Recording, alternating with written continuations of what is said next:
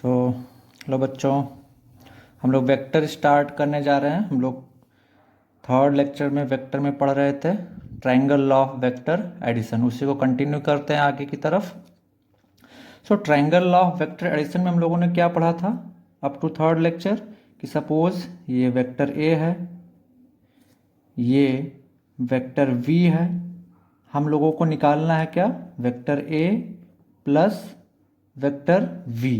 तो हम लोगों ने कैसे निकाला था वेक्टर ए प्लस वी, हमने कैसे स्टार्ट किया था। सबसे पहले वेक्टर ए ड्रॉ किया था सेम मैग्नीट्यूड सेम डायरेक्शन में, फिर वेक्टर ए के हेड से वेक्टर बी स्टार्ट किया था। उसके बाद हम लोगों ने क्या किया था, वेक्टर ए जहाँ से स्टार्ट किया था उसके टेल से एक वेक्टर हम लोग स्टार्ट करते हैं जिसका हेड कहाँ पे होता है, वेक्टर बी पे। तो इसको हम लोग क्या लिखते हैं, vector A plus vector B. That means this will be the resultant vector of vector A and vector V. और हम लोग क्या लिखते हैं इसको, vector R is equal to vector A plus vector B. Okay, so इसी को हम लोग और आज कंटिन्यू करेंगे, देखते हैं। और लास्ट क्लास में हम लोगों ने ये भी सीखा था कि vector A plus vector B is equal to vector B plus vector A. That means चाहे वेक्टर ए में वेक्टर बी को ऐड करें या वेक्टर बी में वेक्टर ए को ऐड करें, दोनों बात एक ही होती है। हमें रिजल्ट जो फाइनल रिजल्ट मिलता है वो सेम होता है। That means vector A plus B is equal to vector B plus vector A. ये हमारे पास एक क्वेश्चन है, इसको हम लोग सॉल्व करते हैं तो हमें पॉसिबल रिलेशन लिखना है। तो सबसे पहले हम लोग इस ट्रायंगल को पकड़े, इस ट्रायंगल को हम लोग पकड़े तो क्या यहाँ पे देखते हैं, vector B then vector E is equal to vector A. That means vector B यहाँ से स्टार्टेड है, वेक्टर बी के हेड से वेक्टर ई स्टार्टेड है, देन वेक्टर ए स्टार्ट यहाँ से है और यहाँ पे जाके ज्वाइन हो रहा है। तो हम लोग क्या लिखेंगे यहाँ से, vector B plus vector E is equal to vector A. ये हमारा पहला रिलेशन हो गया। दूसरा रिलेशन अगर हम लोग इस ट्रायंगल में पकड़ देखें, इस वाले ट्रायंगल में, तो हम लोग क्या लिखेंगे, वेक्टर ए यहाँ से स्टार्ट है, वेक्टर ए के हेड से वेक्टर डी स्टार्टेड है एंड देन वेक्टर सी ऐसे एडेड है। तो यहाँ पे हम लोग क्या लिखेंगे, वेक्टर ए ये वाला वेक्टर, देन वेक्टर ए के हेड से वेक्टर डी का टेल स्टार्ट हुआ है, दैट मीन्स वेक्टर ए में वेक्टर डी ऐड हो रहा है, vector D is equal to vector C. Okay, so this two possible relation. और रिलेशन है इसको पॉलीगन लॉ से हम लोग देखें तो vector B plus vector E plus vector D equal to vector C लिख सकते हो, उसको हम लोग आगे सीखेंगे। सो काफ़ी इजी क्वेश्चन है triangle law of vector addition. Okay, हम लोग नेक्स्ट टॉपिक पे जंप करते हैं। So triangle law of vector addition में हम लोगों ने क्या सीखा कि सपोज अगर हमें ये वेक्टर के एडिशन दिए हुए हैं, सपोज मान लेते हैं वेक्टर ए है, दिस इज वेक्टर बी बच्चों, and this is vector R. तो अभी तक जितना भी हम लोगों ने पढ़ा है उसमें आप लोग बताएं कि वेक्टर आर को हम लोग क्या लिख सकते हैं, वेक्टर आर को हम लोग क्या लिख सकते हैं, जल्दी बताएं जल्दी बताएं।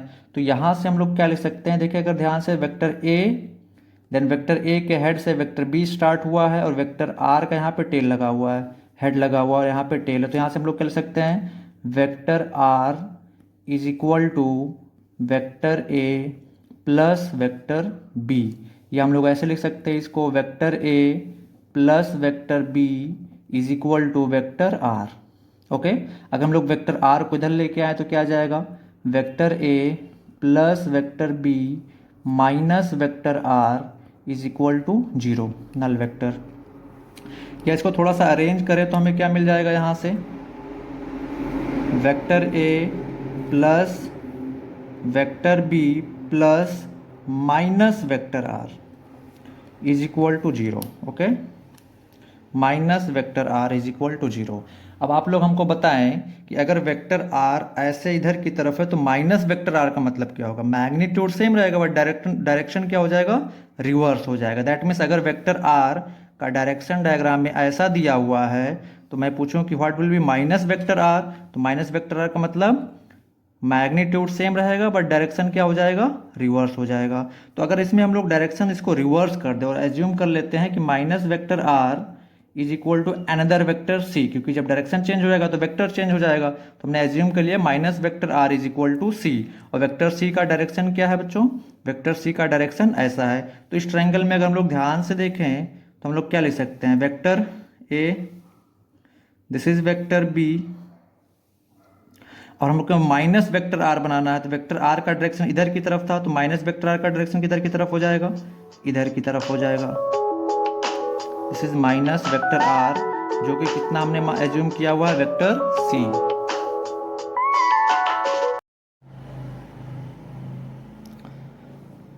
Okay, so in this diagram हमने क्या किया है? वेक्टर ए, वेक्टर बी, और जो वेक्टर आर यहाँ पे इस डायरेक्शन में था, तो माइनस वेक्टर आर हमने इस डायरेक्शन में लिख लिया और उसको क्या एज्यूम कर लिया? Vector C. तो यहाँ से हम लोग क्या लिख सकते हैं? Vector A plus vector B minus या plus of minus vector R is equal to 0। अगर इसको हम लोग थोड़ा सा अरेंज करें तो हमें क्या मिलेगा? Vector A plus vector B minus vector R को हमने क्या एज्यूम किया हुआ है? Vector C. तो मैं क्या एज्यूम कर लूंगा इसको? Vector C is equal to 0। Guys यहाँ से बच्चों, यहाँ से एक बहुत ही इंपॉर्टेंट कॉन्सेप्ट निकल के आता है, और वो कॉन्सेप्ट क्या निकल के आता है हम लोग सीखते हैं। ओके, तो यहाँ पे हम लोग ध्यान से देखें, इसको हम लोग क्या लिख सकते हैं? प्रीवियस कॉन्सेप्ट के बेसिस पे vector A plus vector B plus vector C is equal to 0। So that means अगर सभी वेक्टर एक ट्रायंगल में इन साइक्लिक प्रोसेस में लग रहे हैं, साइक्लिक प्रोसेस में वर्क कर रहे हैं, तो उनका समेशन क्या होगा? तीनों वेक्टर का समेशन क्या होगा? 0। A plus B plus C is equal to 0। सोचो, आप लोग स्क्रीन पॉज करें और प्लीज़ आप इसको कॉन्सेप्ट को नोट डाउन करें।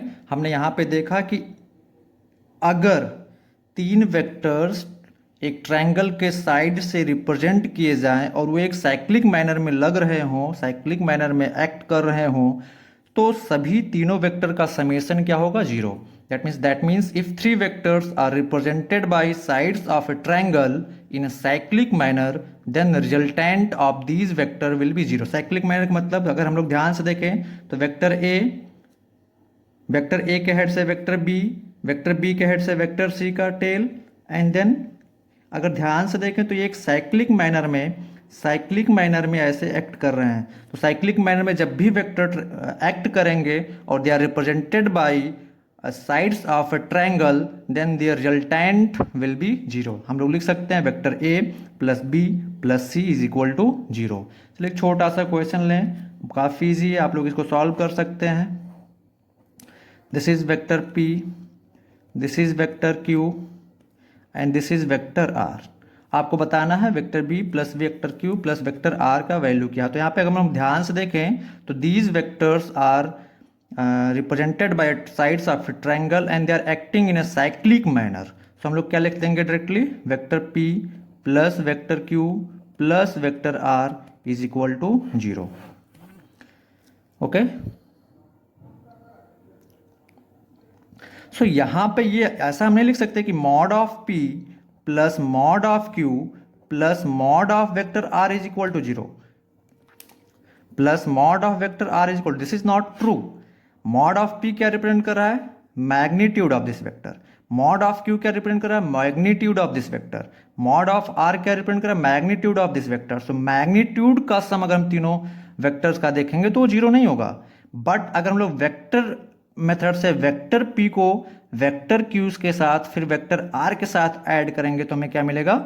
Vector P plus vector Q plus vector R is equal to 0। यहाँ पे बच्चों के माइंड में, दिमाग में बहुत ही एक छोटा सा कन्फ्यूजन अराइज हो जाता है कि vector p plus Q plus R is equal to 0 का मतलब p मैग्नीट्यूड यानी कि this side plus this side plus this side का समेशन 0। नहीं, ऐसा कभी नहीं पॉसिबल है।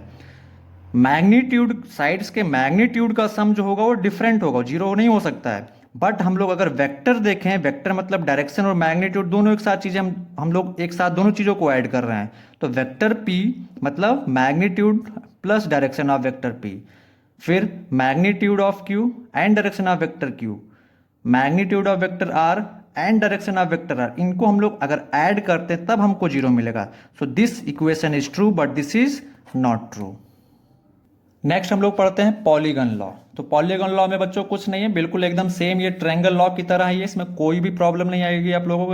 अगर आप लोगों ने ट्रायंगल लॉ को ठीक से समझ लिया है, ठीक से सीख लिया है, तो पॉलीगन लॉ आपके लिए बिल्कुल आसान है, एकदम हलवा है, कोई दिक्कत नहीं आएगी इसमें। तो चलिए देखते हैं polygon law of vector addition है क्या।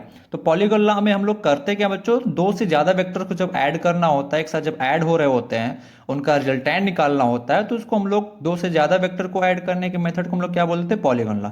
ये कुछ है नहीं, ये triangle law of vector addition है ही है, बट उसको एक अलग नाम दे दिया गया। तो देखते हैं, जैसे मान लेते हैं वेक्टर ए है, ये वेक्टर बी है, ये वेक्टर सी है। ओके, इन तीनों वेक्टर्स को ऐड करना है। दैट मीन्स हमको क्या निकालना है, vector A plus vector B plus vector C, हमको ये निकालना है। ओके, तो इसको पॉलीगन लॉ से कैसे हम लोग ऐड करते हैं, कुछ है नहीं इसमें, बिल्कुल सिंपल है, आप लोग बहुत आसानी से सीख जाएंगे। हम लोग ट्रायंगल लॉ में क्या करते थे बोलो, vector A plus B plus C हमको निकालना, तो क्या करते थे, वेक्टर ए ड्रॉ करते थे। ओके, वेक्टर ए ड्रॉ किया, आप इसमें वेक्टर बी भी पहले ड्रॉ कर सकते हैं, वेक्टर सी भी ड्रॉ कर सकते हैं। हम लोग ऐसे ट्रायंगल लॉ ऑफ वेक्टर्स में देख लिया, इनमें से हम तीनों में से किसी को भी पहले ड्रॉ कर सकते हैं। तो मैं सबसे पहले वेक्टर ए को ड्रॉ किया, फिर वेक्टर ए के हेड से क्या स्टार्ट करेंगे बच्चों, वेक्टर बी स्टार्ट करेंगे, same magnitude same direction. Then क्या स्टार्ट करेंगे, वेक्टर बी के हेड से क्या स्टार्ट करेंगे, vector C, same magnitude and same direction. This is vector C. उसके बाद हम लोग क्या करेंगे, यहां से एक वेक्टर स्टार्ट करेंगे जिसका हेड कहां पे होगा, वेक्टर सी के हेड पे होगा। तो ये हमारा क्या हो जाएगा बच्चों, रिजल्टेंट वेक्टर। और हम लोग क्या लिखेंगे, resultant vector R is equal to vector A plus vector B plus vector C. This is triangle law of vector addition. Triangle law of vector addition में कुछ है नहीं, बिल्कुल आसान है। अगर हम लोग ध्यान से देखें, यहां से मैं एक वेक्टर यहाँ से ड्रॉ करूँ, तो आप ध्यान से देख के बताएं, इस ट्रायंगल में, ये जो ट्रायंगल आपको दिख रहा है, इस ट्रायंगल में हम लोग क्या लिख सकते हैं, this is vector A, this is vector B, तो ये क्या हो जाएगा, vector A plus vector B. अब ध्यान से देखिए, इस ट्रायंगल में this is vector A plus B, यहाँ से इसके हेड से क्या स्टार्ट, वेक्टर सी। अगर इसको हम लोग ट्रायंगल लॉ में ड्रॉ करें, तो this is vector A plus B, this is vector A plus vector B, और इसके हेड से हम लोग क्या स्टार्ट करेंगे, vector C, same magnitude same direction में। तो ये हमारा क्या रिप्रेजेंट कर जाएगा बच्चों, वेक्टर रिजल्टेंट वेक्टर। और रिजल्टेंट वेक्टर को हम लोग क्या लिख सकते हैं, this vector plus this vector. तो ये वेक्टर कितना है, vector A plus B, vector A plus B, और ये वेक्टर कितना है, वेक्टर सी। तो same result. So polygon law of vector addition कुछ नहीं है, ये सिंपल ट्रायंगल लॉ का ही एक्सटेंशन पार्ट है, जो कि काफी इजी है। चलो तो अब इस क्वेश्चन जल्दी से बता दो, वेक्टर आर को हम लोग क्या लिख सकते हैं, इसमें वेक्टर आर को कैसे लिख सकते हैं। तो ध्यान से देखें, वेक्टर ए के हेड से वेक्टर बी स्टार्टेड है, वेक्टर बी के हेड से वेक्टर सी स्टार्टेड है, वेक्टर सी के हेड से वेक्टर डी स्टार्टेड है। तो ये हमारा क्या हो जाएगा बच्चों, रिजल्टेंट वेक्टर। तो हम लोग इसको क्या लिख सकते हैं, vector A plus vector B plus vector C plus vector D is equal to vector are.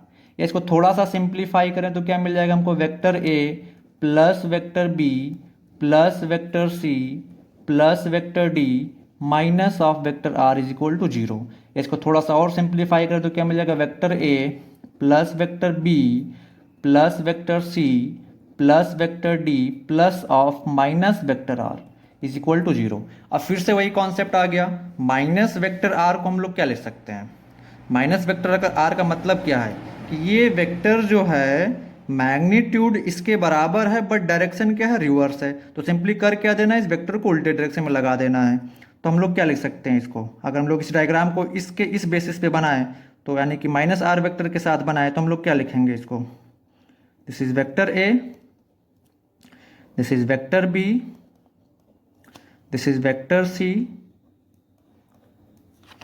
This is vector D, और माइनस वेक्टर आर कर देना है। वेक्टर आर का डायरेक्शन इधर की तरफ था, तो माइनस वेक्टर आर का डायरेक्शन किधर की तरफ होगा, इधर की तरफ होगा। This will be minus vector R.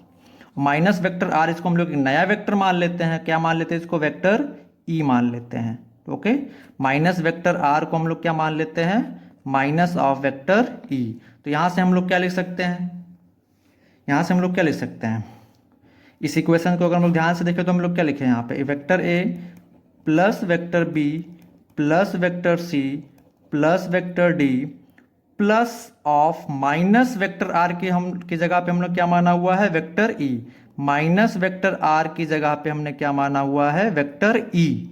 तो इसको हम लोगों ने लिख दिया vector E is equal to 0।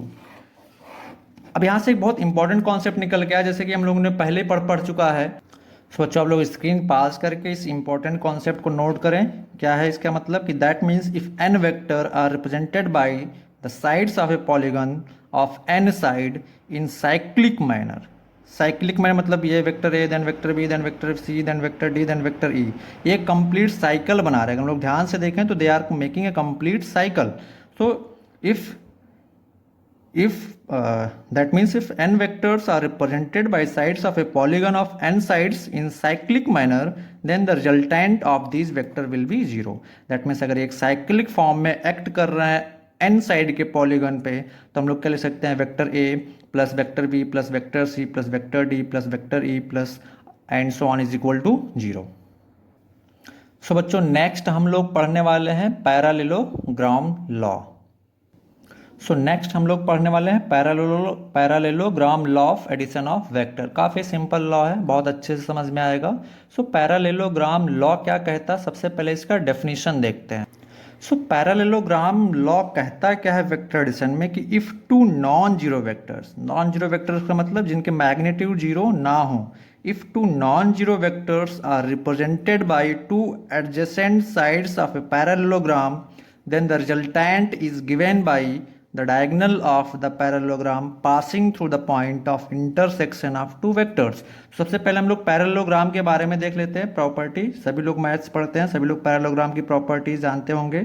Suppose ये एक पैरेललोग्राम है A B C and D, तो हम लोग क्या देखते हैं कि आमने सामने की साइड क्या होती है, बराबर एंड पैरेलल होती हैं, या आमने सामने की साइड क्या होती है, इक्वल होती है और एक दूसरे के पैरेलल होती हैं। That means A B is equal to C D and A B is also parallel to C D. Same तरीके से A D is equal to B C and A D is parallel to B C.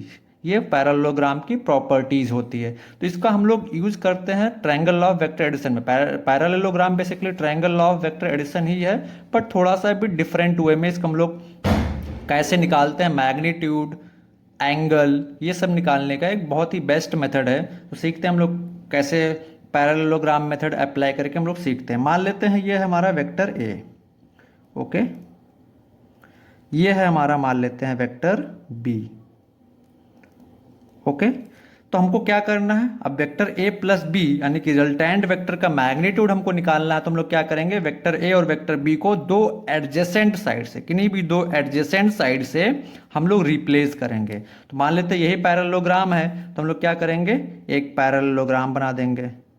This is vector A, same direction में this is vector B. तो अगर हम लोग अब parallelogram construct करें तो ये पैरेललोग्राम कैसे बन जाएगा, ऐसा कुछ बन जाएगा। दिस इज पैरेललोग्राम, इसको मान लेते हैं O, this is A, this is C and this is B, okay. तो अगर अब हम लोग ध्यान से देखें तो हमने ये एक पैरेललोग्राम का एक साइड हुआ, इस साइड से हमने क्या रिप्रेजेंट किया, वेक्टर ए। ये दूसरा एडजेसेंट साइज हुआ पैरेललोग्राम का, हमने इससे क्या रिप्रेजेंट किया, वेक्टर बी। ध्यान से देखिए जब भी हम लोग पैरेललोग्राम के एडजेसेंट साइड से रिप्लेस करेंगे तो वेक्टर ए और वेक्टर बी दोनों का डायरेक्शन नहीं चेंज होना चाहिए, सेम डायरेक्शन को हम लोगों को रखना है। और मान लेते हैं कि इनके बीच का एंगल कितना है, थीटा। तो जो रिजल्टेंट वेक्टर होता है वो क्या होता है, इन दोनों का इंटरसेक्शन पॉइंट जो ये है यहाँ से पास होने वाला डायगोनल होता है। This diagonal will represent vector R, okay. तो अब इस वेक्टर आर का हमें मैग्नीट्यूड निकालना है और हमको क्या निकालना है, ये डायरेक्शन अल्फा, कि ये डायरेक्शन अल्फा कितना है ये हम लोगों को निकालना है। तो यहाँ पे कुछ चीज़ें हम लोगों को सीखनी है। मॉड ऑफ वेक्टर ए जो है वो किसके बराबर है, साइड ओ ए के बराबर है, okay. Mod of vector A को हम लोग सिर्फ मैग्नीट्यूड की बात करें तो हम लोग ए लिख सकते हैं, ओके। इसको स्मॉल ए लिखते हैं, इसको स्मॉल बी लिखते हैं ताकि समझने में इजी हो। This is small A, okay, this is small B, ये आ जाएगा small A. Similarly mod of vector B को हम लोग क्या लिख सकते हैं, किसके बराबर है, ये साइड ओ सी के बराबर है, तो ओ सी, और ओ सी को हम लोग मॉड ऑफ वेक्टर बी को हम लोग क्या लिख सकते हैं, बी। सिमिलरली इन दोनों का जो रिजल्टेंट वेक्टर है उसका मॉड कितने के बराबर है, this is equal to O B, या इसको हम लोग लिख सकते हैं सिंपली आर। तो अब हमें मॉड ऑफ आर का वैल्यू ए और बी के टर्म में हम लोगों को निकालना है, यानी कि रिजल्टेंट वेक्टर जो वेक्टर ए और वेक्टर बी का जो रिजल्टेंट है वेक्टर आर, इसका मैग्नीट्यूड निकालना है और इसका डायरेक्शन कितना है अल्फा, वो हमको निकालना है। सो हम लोगों को क्या निकालना बच्चों, वेक्टर आर, यानी कि resultant of vector A and vector B. तो अगर हम लोग यहाँ पे ट्रायंगल लॉ की प्रॉपर्टी से देखें तो हम लोग क्या लिख सकते हैं, vector R is equal to vector A plus vector B. हमको क्या निकालना है, magnitude of vector R, okay, magnitude of vector R निकालना है। तो यहाँ पे अगर हम लोग ध्यान से देखें तो जो इस पैरेललोग्राम का ये जो साइड ओ ए है वो किसके मैग्नीट्यूड के बराबर है, वेक्टर ए के मैग्नीट्यूड के बराबर है। पैरेललोग्राम का जो ये साइड ओ सी है ये किसके बराबर है, मैग्नीट्यूड ऑफ वेक्टर बी। तो अगर हम लोग पैरेललोग्राम के प्रॉपर्टीज से देखें तो ये वेक्टर बी यानी कि ये जो साइड है ये किसके बराबर होगा, इस ए बी साइड के बराबर होगा। तो हम लोग क्या लिख सकते हैं यहाँ से कि mod of vector B is equal to B, and ये किसके बराबर है, ये बराबर है ओ सी के, और ओ सी किसके बराबर है, ए बी के बराबर है। सेम तरीके से हम लोग क्या लिख सकते हैं कि जो मॉड ऑफ वेक्टर आर है, मैग्नीट्यूड ऑफ रिजल्टेंट वेक्टर वो किसके बराबर है, वो बराबर है आर के, हम लोग सिंपली लिख सकते हैं, और आर किसके बराबर है, ओ बी के बराबर है। सेम तरीके से हम लोग मॉड ऑफ वेक्टर ए को क्या लिख सकते हैं, मॉड ऑफ वेक्टर ए किसके बराबर है, ओ ए के बराबर है, और ए किसके बराबर है, ओ ए के बराबर है। तो हमको आर निकालना, तो हम लोग कुछ करते नहीं बच्चा, इस साइड को थोड़ा सा एक्सटेंड करते हैं, कंस्ट्रक्शन करेंगे यहाँ पे हम लोग थोड़ा सा, और यहाँ से एक परपेंडिकुलर डाल देंगे इस साइड पे, दिस इज 90 डिग्री, ओके। सो अब ध्यान से देखिए, अगर ये एंगल थीटा है, ये साइड दोनों पैरेलल हैं, तो ये एंगल भी कितना आ जाएगा, थीटा। तो अब ध्यान से देखें ट्रायंगल ओ, इसको मान लेते हैं हम लोग D. So triangle O D B में, in triangle O D B, इस ट्रायंगल में हम लोग क्या ले सकते हैं, एक right angle triangle O D B एक राइट एंगल ट्रायंगल, इसमें लोग क्या ले सकते हैं, ये हाइपोटेनियस है, 90 डिग्री के सामने वाला साइड क्या होता है, हाइपोटेनियस होता है, ये बेस हो गया और ये परपेंडिकुलर हो गया। तो हम लोग इसमें क्या ले सकते हैं, O B square, Pythagoras apply कर दे इसमें, इसको हम लोग क्या ले सकते हैं, O D square plus B D square, okay. अब अगर ध्यान से देखें तो हम लोग ओ डी को दो पार्ट में ब्रेक कर सकते हैं, O A plus A D. तो ओ बी किसके बराबर है, आर के, तो मैं डायरेक्टली यहाँ पे लिख दे रहा हूँ R square is equal to O D को हम लोग क्या लिख सकते हैं, O A plus A D whole square plus B D whole square. अब अगर ध्यान से देखें इसमें थोड़ा और, ट्रायंगल ए डी बी में, ट्रायंगल ए डी बी में अगर हम लोग ध्यान से देखें तो cos theta is equal to क्या है, cos theta is equal to हम लोग क्या लिख सकते हैं, base A D by A B, okay.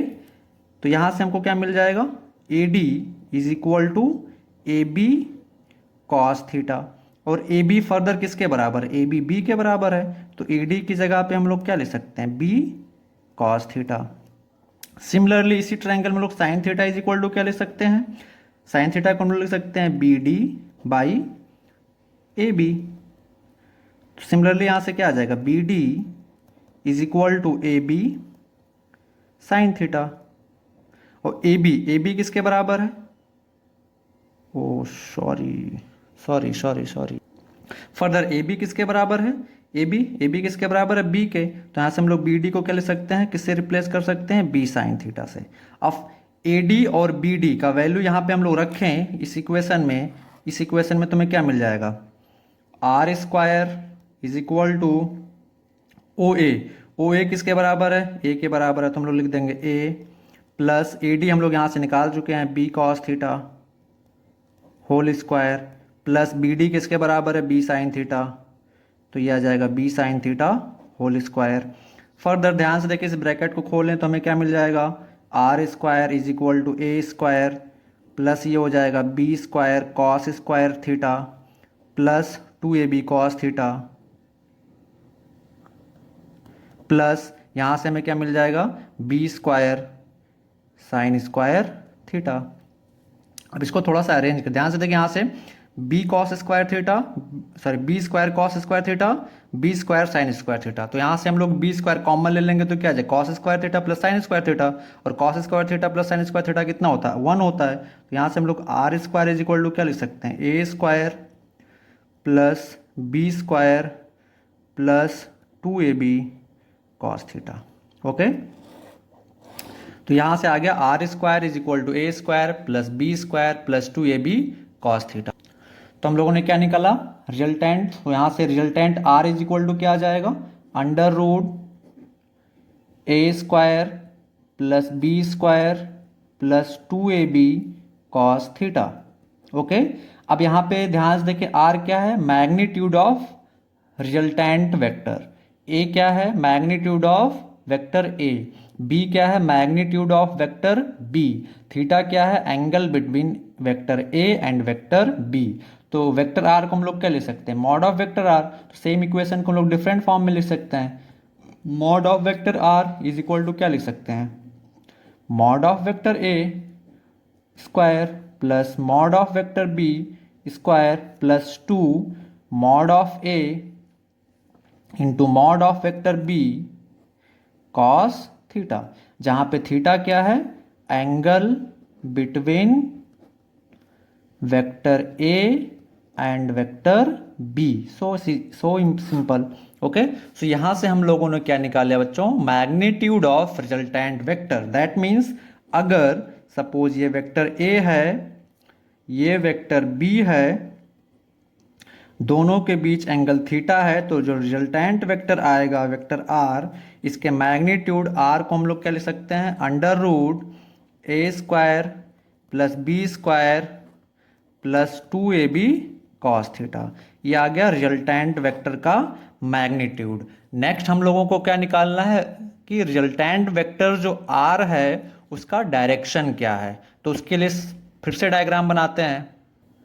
तो यहाँ पे हमने क्या एज्यूम कर लिया कि ये जो रिजल्टेंट वेक्टर आर है, ये वेक्टर ए से कितने एंगल पे एक्ट कर रहा है, अल्फा एंगल पे। तो हमको ये एंगल अल्फा निकालना। डायरेक्शन का मतलब ये होता है कि वेक्टर जो आर है वो वेक्टर ए से कितना एंगल पे लग रहा है या वेक्टर बी से कितना एंगल पे लग रहा है। तो हम लोग अल्फा निकाल ले, थीटा हमको पता है, तो हम लोग वेक्टर बी से भी एंगल निकाल सकते हैं। तो देखते हैं कि ये अल्फा कितना है। तो अगर हम लोग ध्यान से देखें ट्रायंगल ओ बी डी में, ये एक राइट एंगल ट्रायंगल है, इसमें हम लोग tan alpha is equal to क्या लिख सकते हैं, tan alpha is equal to हम लोग लिख सकते हैं B D by O D. Further हम लोग बी डी ये साइड को हम लोगों ने क्या देखा था, इस साइड को अभी हम लोगों ने थोड़ी देर पहले क्या निकाला, जल्दी से बताएं क्या लिखा था, ए बी साइन थीटा। और ए बी किसके बराबर है, ये साइड इसके मैग्नीट्यूड के बराबर है, तो हम लोग क्या लिख देते हैं, बी साइन थीटा। सेम तरीके से इस ए डी को हम लोगों ने क्या निकाला था बताएं, ए बी कॉस थीटा, और ए बी किसके बराबर है, बी के, तो इसको मैं डायरेक्टली लिख देता हूँ, क्या आ जाएगा ये, बी कॉस थीटा। तो बी डी किसके बराबर है बच्चों, B sine theta, divided by O D को हम लोग क्या लिख सकते हैं, O A plus A D.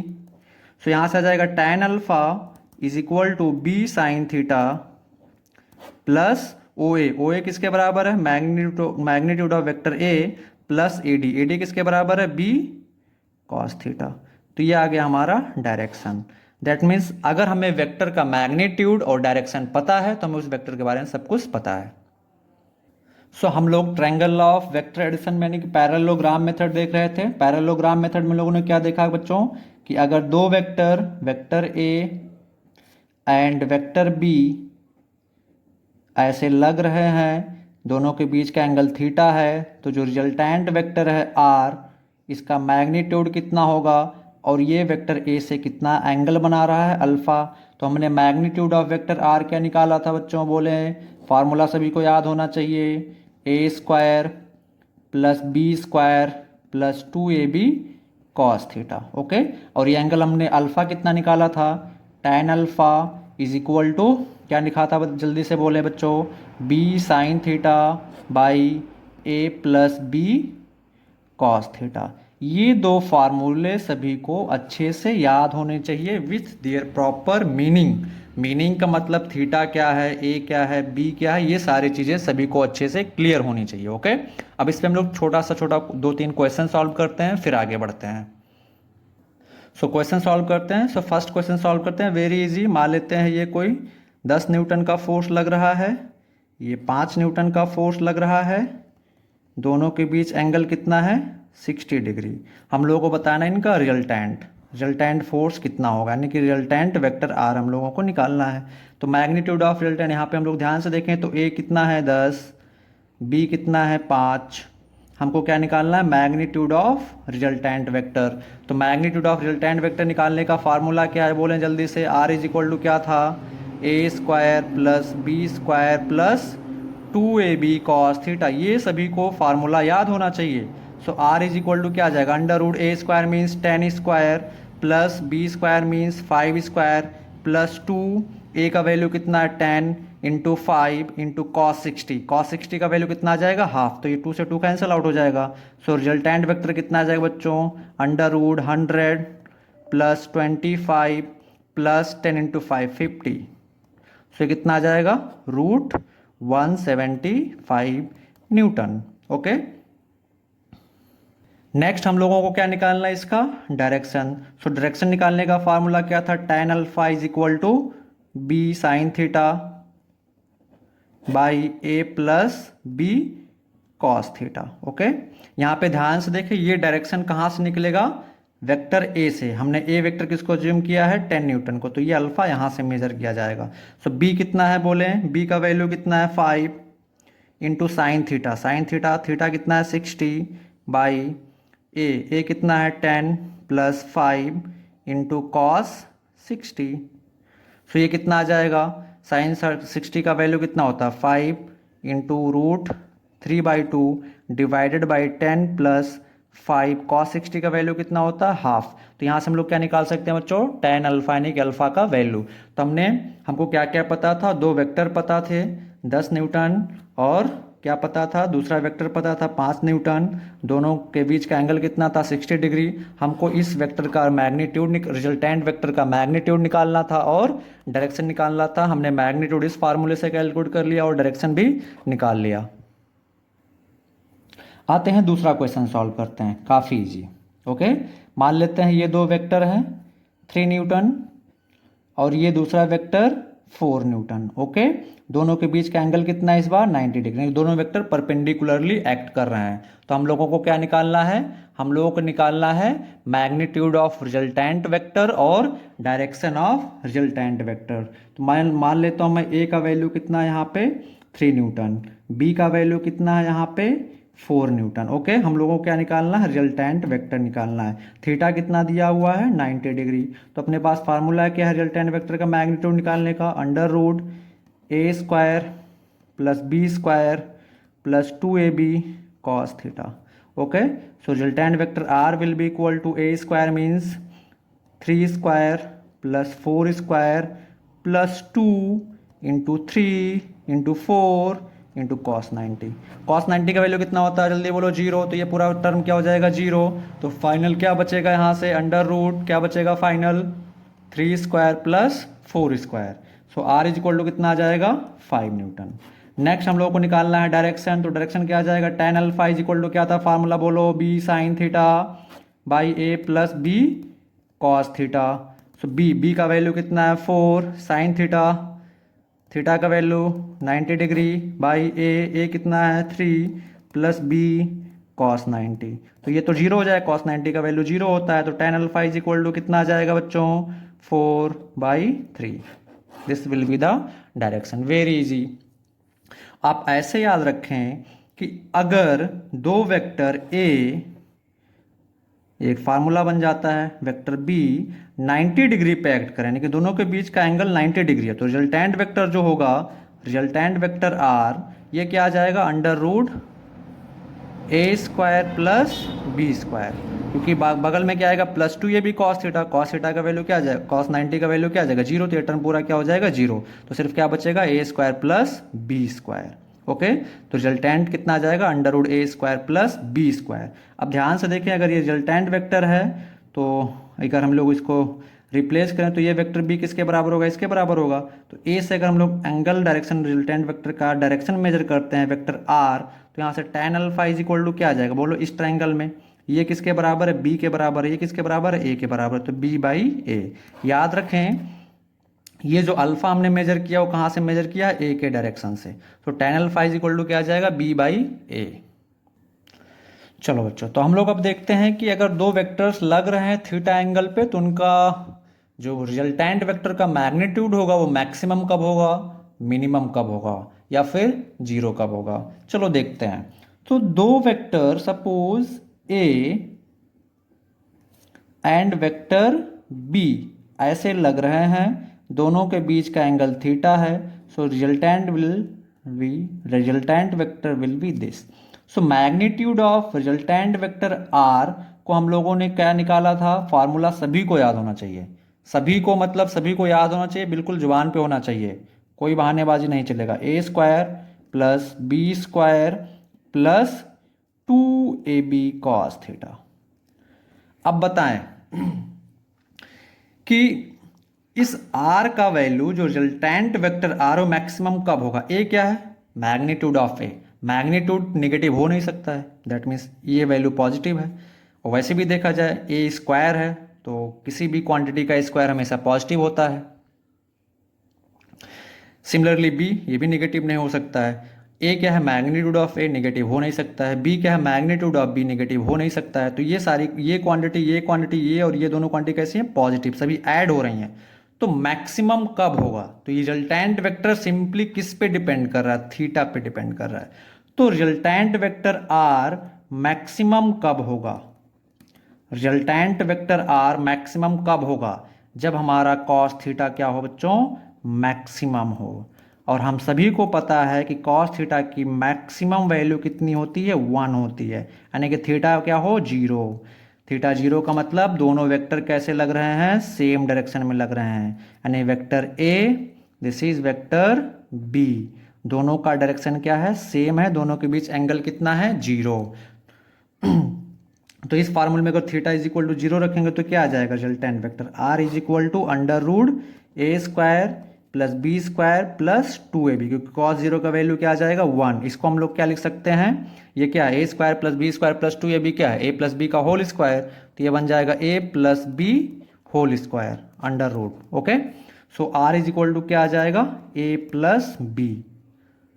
That means अगर दो वेक्टर सेम डायरेक्शन में लग रहे हैं, दो वेक्टर अगर सेम डायरेक्शन में लग रहे हैं, तो जो रिजल्टेंट वेक्टर का मैग्नीट्यूड होता है that will be sum of magnitude of both vector.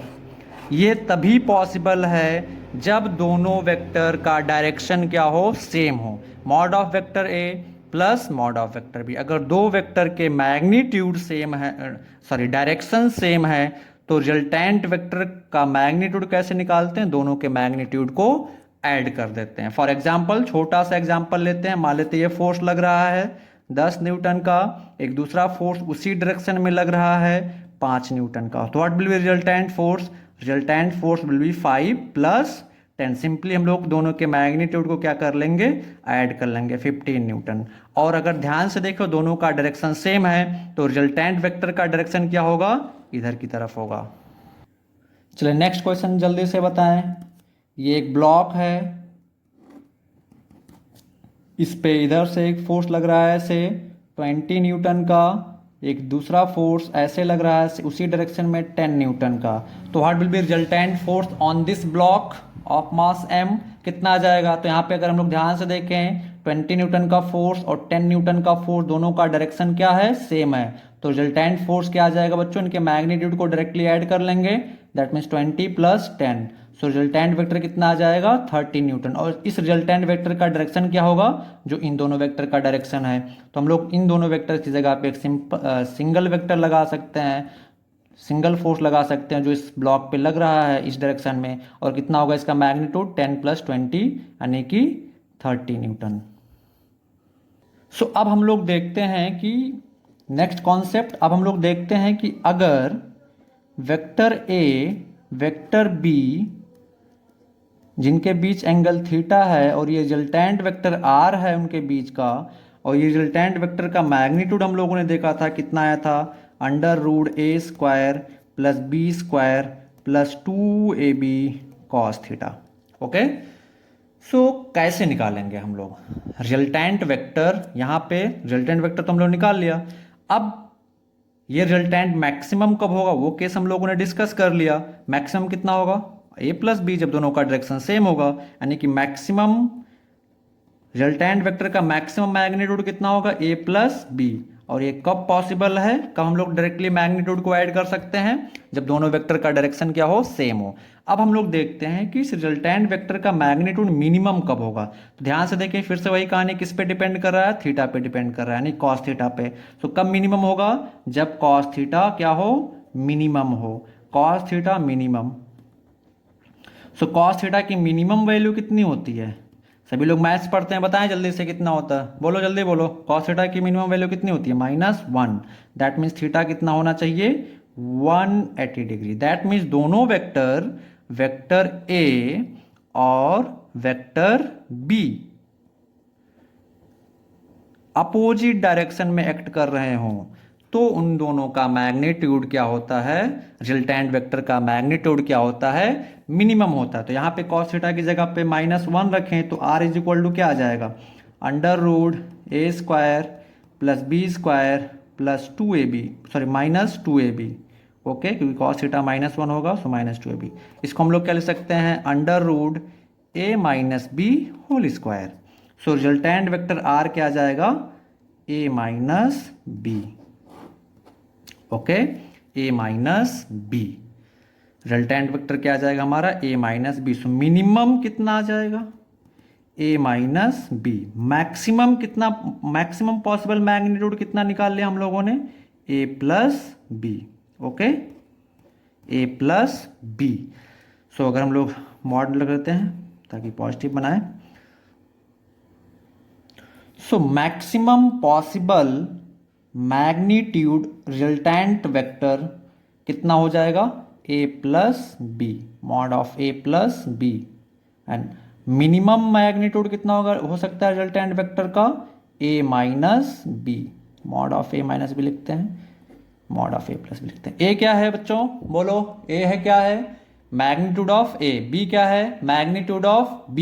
यहाँ पे a क्या है, मैग्नीट्यूड ऑफ a। b क्या है, मैग्नीट्यूड ऑफ b।